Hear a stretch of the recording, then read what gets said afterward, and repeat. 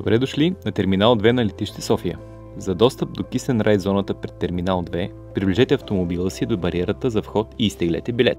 Камерата под бариерата автоматично ще заснеме регистрационния номер на вашия автомобил. След вдигането на бариерата, преминете. Запазете билета си, той ще ви бъде необходим. Ако изпращате или посрещате пътник, насочете се директно към кисен райд зоната пред терминала. Важно е да знаете, че паркирането в кисен райд зоната пред терминала е забранено. Ако престоят ви над 10 минути, можете да заплатите в брой или с карта, на касата преди изхода или на всяка машина за заплащане в терминал. С карта може да платите директно на бариерата. Ако престоят ви под 10 минути, бариерата автоматично ще се отвори. Ако искате да паркирате на летището, след входа в кисен райд зоната следвайте указанията към желания от вас паркинг. Имате 10 минути да влезете в избрания паркинг без да се начислява такса. При доближаване на бариерата на паркинга, тя автоматично ще се отвори.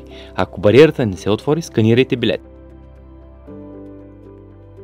Можете да заплатите престоя си в брой или с карта на автоматите за плащане в паркинга или на машините за плащане в терминала. С карта може да платите директно на бариерата. След заплащане разполагате с 15 минути за да напуснете паркинга и 10 минути да напуснете кисен райд зоната. На изхода камерата ще сканира регистрационния номер на вашия автомобил и бариерата ще се отвори автоматично. При неразпознаване на номера сканирайте билета. Благодарим ви, че избрахте летище София.